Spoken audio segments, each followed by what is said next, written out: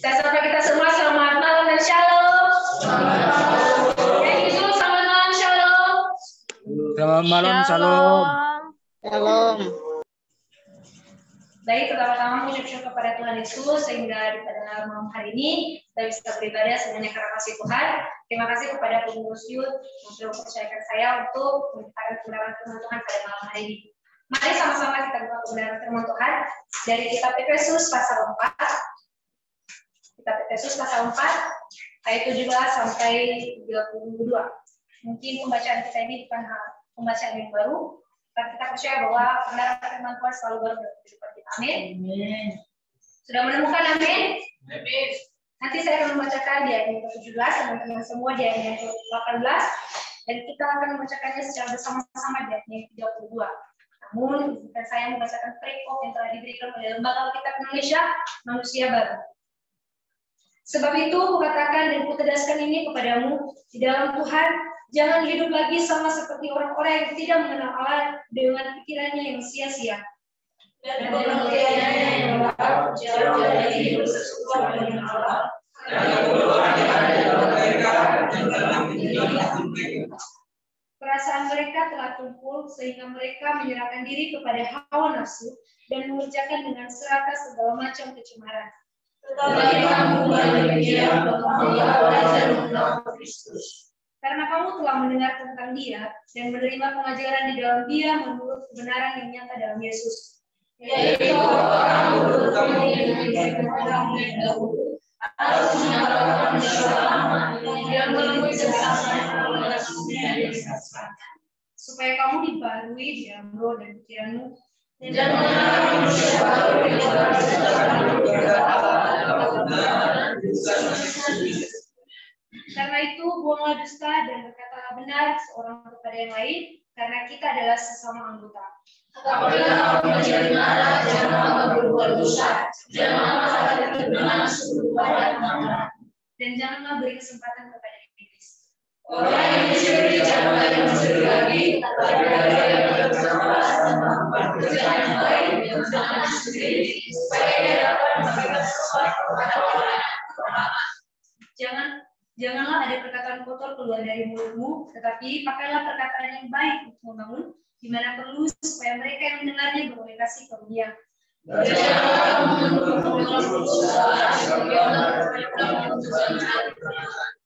Segala kekahitan, kegeraman, kemarahan, pertikaian, dan fitnah hendaklah dibuang dari antara kamu, demikian pula segala kejahatan. Sama-sama.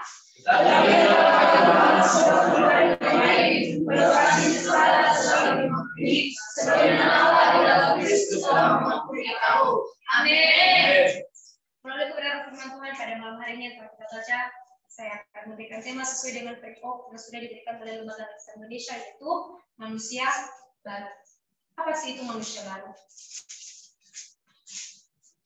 Apakah manusia baru itu berbicara tentang manusia yang baru lahir dari rahim ibunya? Nah, teman-teman yang dikasihi Tuhan, manusia baru itu berbicara tentang manusia yang telah diciptakan menurut kehendak Allah di dalam kebenaran dan kekudusan, di mana orang-orang yang sudah percaya kepada Kristus itu disebut sebagai manusia baru. Nah, teman-teman yang dikasihi Tuhan, mari sama-sama kita belajar dengan kebenaran firman Tuhan yang telah kita baca pada malam hari ini. Bagaimana ciri-ciri manusia baru? Ciri-ciri manusia baru. Di sini ada 6 yang saya mau bagikan kepada kita pada malam hari ini. Yang pertama, ciri-ciri manusia baru yaitu menanggalkan manusia lama. Di ayat yang 22. Dikatakan di situ, yaitu bahwa kamu berhubung dengan kehidupan kamu yang dahulu harus menanggalkan manusia lama yang menemui kebinasaannya oleh nafsunya yang menyesatkan. Nah, teman-teman yang dikasihi Tuhan, berbicara manusia baru, berarti kita harus meninggalkan atau menanggalkan manusia lama kita. Manusia lama di sini, teman-teman, kita bisa baca di ayat yang ke-17 sampai di ayat yang ke-19. Nah, kalau kita baca dari ayat yang ke-17 sampai 19, satu orang untuk membacakannya.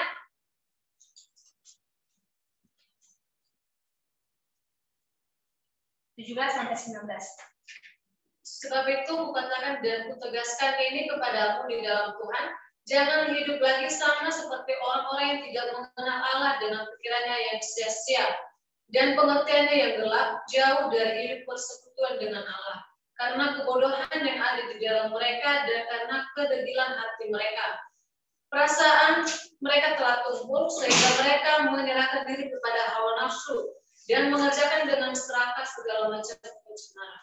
Nah, teman-teman yang dikasihi Tuhan, ketika kita membaca atau kita meneliti kalimat-kalimat dari 17 sampai 19, itu berbicara tentang manusia lama kita. Bagaimana kehidupan kita ketika kita masih belum mengenal Tuhan Yesus? Kehidupan kita pasti memikirkan pikiran yang sia-sia, yang tidak berguna. Nah, yang kedua, pasti kehidupan kita, semasa kita masih belum mengenal Tuhan Yesus, kita tidak hidup dalam persekutuan dengan Allah. Persekutuan dengan Allah maksudnya di sini teman-teman, salah satu contohnya adalah kita malas beribadah. Nah, itu manusia lama kita. Nah, ketiga, manusia lama yang disebut di sini ayat 19, ketika kita masih belum mengenal Tuhan Yesus, kita hidup dalam hawa nafsu. Nah, makanya teman-teman pada malam hari ini, Rasul Paulus mengatakan kepada kita bahwa kita harus menanggalkan manusia lama kita. Yaitu menanggalkan pikiran yang sia-sia, menanggalkan bagaimana kehidupan kita malas ketika kita bersekutu dengan Tuhan, dan bagaimana kehidupan kita harus menanggalkan yang namanya hawa nafsu. Apalagi ya, kalau berbicara tentang hawa nafsu, kalau pemuda-pemudi, nah itu darah-darah yang masih panas-panas. Tetapi teman-teman yang dikasih Tuhan, kebenaran firman Tuhan pada malam hari ini, kita diajarkan bahwa kita harus menanggalkan itu semua. Amin.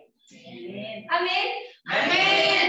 Kalau secara manusia pasti tidak sanggup ya, karena kita masih hidup dalam kedagingan. Tetapi ketika kita percaya, kita sudah dipertahankan oleh Tuhan Yesus, kita sudah percaya kepada Tuhan Yesus, maka Tuhan Yesus yang akan memimpin kita melalui Roh Kudus yang memimpin kehidupan kita, yang memampukan kita. Maka daripada itu teman-teman, tidak ada kata tidak ketika kita mau benar-benar mau hidup sesuai kebenaran firman Tuhan. Nah, itu yang pertama. Yang kedua, ciri-ciri manusia baru yaitu harus berkata jujur. Satu orang membacakan ayat yang kedua ini. Ayat 25 demikian firman Tuhan. Karena itu buanglah dusta dan berkatalah benar seorang kepada yang lain, karena kita adalah sesama anggota. Amin. Teman-teman yang dikasihi Tuhan, susah nggak melakukan yang namanya kejujuran? Susah-susah gampang kan? Gampang-gampang susah. Iya kan? Tetapi kebenaran firman Tuhan pada malam hari ini, ketika kita sudah berada di dalam Tuhan Yesus, sudah manusia baru yang kita dapatkan, kita harus berkata jujur. Nah, berkata jujur di sini teman-teman berbicara bagaimana kesesuaian antara ucapan dan perkataan kita. Kesesuaian antara informasi dan ucapan kita. Dan ketegasan sesuatu yang baik tanpa ada dusta. Nah, teman-teman yang dikasih Tuhan. Kalau seandainya, contohnya nih, kalau seandainya ya, kita punya teman dekat mungkin seperti saya, ada punya teman dekat namanya Kak Santi. Contohnya ini dekat banget. Contohnya ya, dekat banget. Baru tentu. Nah, tiba-tiba Kak Santi dengan Kak Hosi berantem. Tiba-tiba, nah, keseringan lagi dibilang ya. Nah, di sini sebagai teman yang baik, walaupun Kak Santi adalah teman dekat saya dan Kak Hosi bukan teman dekat saya harus ada di jalannya benar, harus ada di tengah-tengah. Kalau seandainya Kak Santi yang salah, berarti yang harus ditegur di situ adalah Kak Santi. Bukan berarti Kak Santi adalah teman kita membilang Kak Santi. Nah, di sini berbicara harus jawab jujur teman-teman. Harus hidup dalam kejujuran. Jangan ada dusta. Nah, jadi teman-teman yang dikasihi Tuhan pada malam hari ini, mari sama-sama belajar. Ketika kita sudah percaya bahwa kita adalah manusia baru, kita sudah hidup di dalam Tuhan, kita sudah percaya dalam Tuhan, maka kehidupan kita harus jujur. Sekecil apapun itu. Sekecil apapun itu harus jujur, teman-teman. Nah, itu hal yang kedua. Ciri-ciri yang kedua yaitu harus jujur. Ciri-ciri yang ketiga, ciri-ciri manusia baru, yaitu mengendalikan amarah. Ayatnya yang 26 sampai 27. Silakan satu orang untuk membacakan. Ayat yang ke-26 sampai ayat yang ke-27. Apabila kamu menjadi marah, janganlah kamu berbuat dosa. Janganlah matahari terbenam sebelum padam amarahmu. Dan janganlah beri kesempatan kepada iblis. Nah, teman-teman ini kesimpulan. Siapa yang suka marah di sini? Saya. Siapa yang suka marah di sini? Pasti kita semua bukan suka marah sih, tapi karena keadaan yang membuat kita marah. Tetapi kebenaran firman Tuhan pada malam hari ini mengajarkan kita bagaimana kehidupan kita ketika kita marah jangan sampai berbuat dosa. Marah itu hal yang wajar, teman-teman. Siapa sih manusia yang tidak pernah marah? Pasti. Tetapi jangan sampai karena kita sudah marah berlebihan, itu bisa membuat kita menjadi menambah dosa. Karena kenapa, teman-teman? Ketika orang lain mungkin menyakiti kita, contohnya saja, si Penny nih, contohnya ya, Penny. Nggak salah kan Penny? Contohnya nih si Penny, saya belum ganggu dia, tapi dia yang buat marah saya, dia ganggu saya. Dia ganggu saya, apakah saya di situ tidak marah? Pasti marah. Tetapi apa nggak masalah? Marah nggak masalah, asalkan jangan sampai berbuat dosa. Jangan berhari-hari. Teman-teman yang dikasih Tuhan, kebenaran firman Tuhan pada malam hari ini, ingatkan kita kembali, jangan pernah marah, mungkin sampai 2 minggu, 1 tahun. Siapa sih di sini? Nah, teman-teman yang dikasih Tuhan, pernah nggak teman-teman di sini marah sampai bertahun-tahun? Tidak. Saya pernah. Pernah. Saya pernah, teman-teman. Nah, tetapi melalui kebenaran firman Tuhan pada malam hari ini, kebenaran firman Tuhan mengingatkan saya kembali bahwa tidak boleh marah sampai berlebihan, marah sampai berbuat dosa. Jadi kalau cuma sekedar marah, ya udah marah lah, silakan.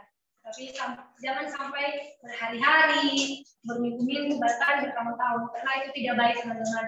Ketika kita sudah berbicara bahwa hidup kita sudah di dalam Tuhan, sudah manusia baru yang kita kenalkan pada saat ini, maka kehidupan kita harus sesuai dengan kebenaran firman Tuhan.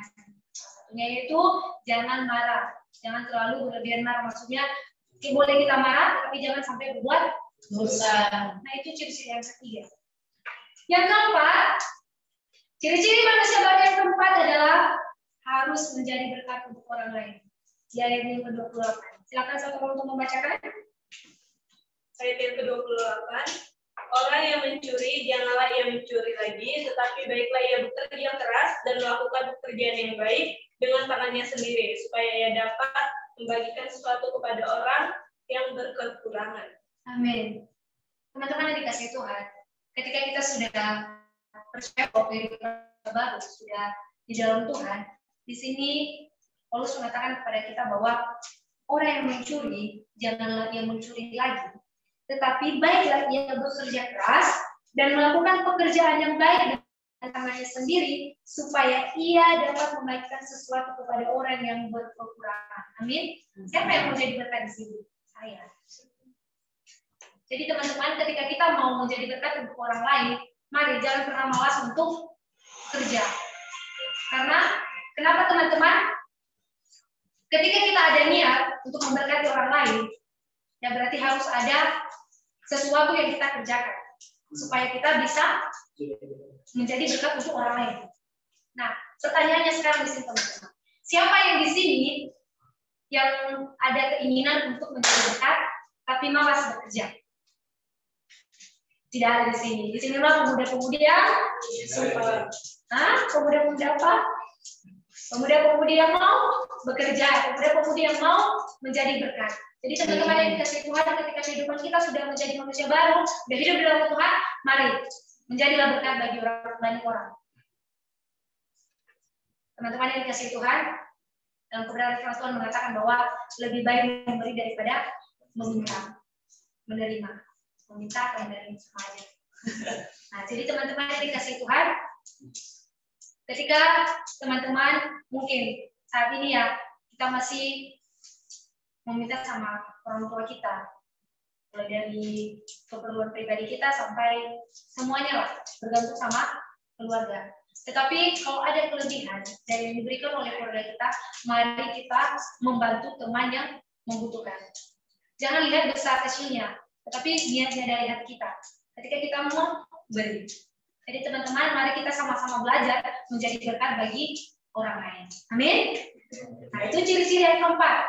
Yang kelima, ciri-ciri manusia baru yang kelima adalah mengucapkan kalimat yang membangun. Di ayat yang ke-12, di ayat yang ke-29, silakan satu orang untuk membacakannya. Inilah firman Tuhan.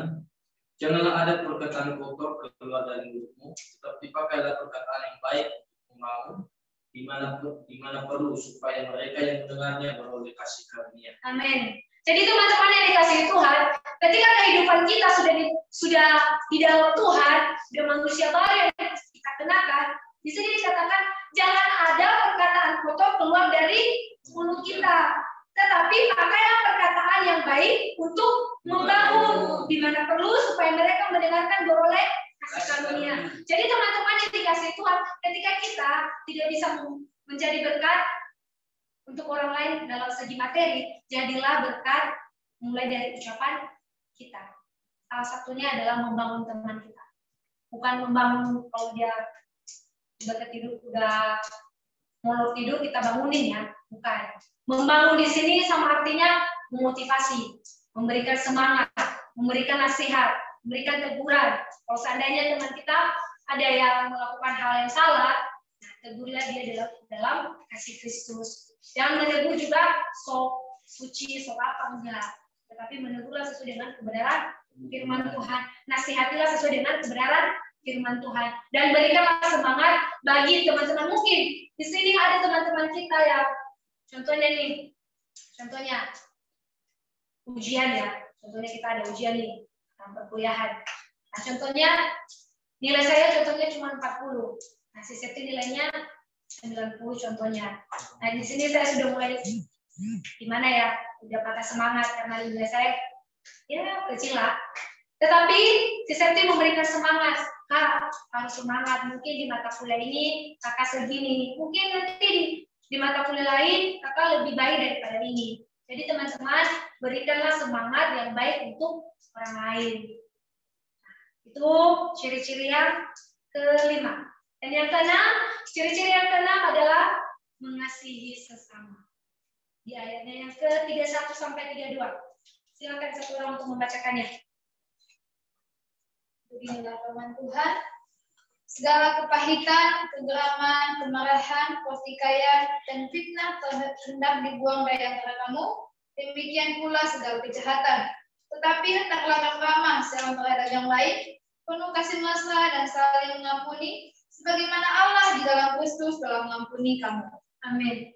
Teman-teman yang dikasihi Tuhan, ketika kita sudah mengatakan bahwa kehidupan kita sudah dalam manusia baru, maka kehidupan kita harus meninggalkan yang namanya kepahitan. Siapa di sini yang pernah kepahitan? Mungkin sama keluarga, sama teman, atau sama siapapun. Siapa di sini? Saya. Nah, teman-teman yang dikasihi Tuhan, di sini kebenaran firman Tuhan mengingatkan saya, menegur saya, dan menegur teman-teman semua bahwa jangan hidup dalam kepahitan, jangan hidup dalam kegeraman, jangan hidup dalam kemarahan, pertikaian. Sampai di sini suka berantem. Di sini masih suka berantem. Melisa. Nah, teman-teman yang dikasihi Tuhan, siapapun kita yang di sini yang masih hidup dalam kepahitan, kegeraman, kemarahan, pertikaian, dan fitnah, tolong stop untuk hari ini. Karena kita udah manusia baru, udah di dalam Tuhan. Ketika kita sudah berbicara tentang di dalam Tuhan, maka hal-hal yang seperti ini kita harus tinggalkan. Nah, contohnya lagi teman-teman, fitnah. Nah, ini sangat bukan apa ya teman-teman? Ini yang keseringan yang terjadi di kalangan pemuda-pemudi.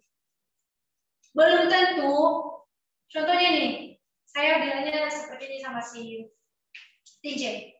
Kamu tahu nggak, si Yanti itu sukanya maki-maki loh, gini. Nah, belum tentu si Yanti suka maki-maki, padahal si Yanti kalau di asrama orangnya lembut, nggak suka maki. Nah, jadi teman-teman yang dikasih Tuhan pada saat ini, janganlah hidup untuk memfitnah orang. Ya, Jangan nggak bagus teman-teman. Kebenaran firman Tuhan pada malam hari ini menurut saya dan menurut teman-teman pada malam ini juga. Nah, terus selanjutnya, tetapilah hendaklah kamu ramah seorang terhadap yang lain, penuh kasih mesra dan saling mengampuni sebagaimana Allah di dalam Kristus telah mengampuni kamu. Jadi saya akan memberikan tadi ciri-ciri manusia yang baru. Yang pertama adalah mengasihi sesama. Mengasihi sesama, mengampuni. Teman-teman yang dikasihi Tuhan, ketika orang lain menyakiti kamu, ketika orang tua kamu sekalipun menyakiti kamu, harus belajar mengampuni teman-teman. Harus belajar mengasihi teman-teman. Karena kenapa teman-teman? Tuhan Yesus lebih dulu mengasihi, Tuhan Yesus lebih dulu mengampuni kehidupan saya dan teman-teman. Jadi teman-teman yang dikasihi Tuhan, ketika masih ada di antara kita yang mungkin ada perselisihan antara teman, sahabat, orang tua kita, ya selesaikan malam ini, teman-teman. Karena kenapa? Sia-sia kebenaran firman Tuhan yang kita dengar pada malam hari ini kalau kita tidak melakukan itu, teman-teman. Sia-sia kebenaran firman Tuhan dari kejadian sampai mulai kita baca setiap waktu kalau seandainya kita tidak melakukannya dalam kehidupan kita.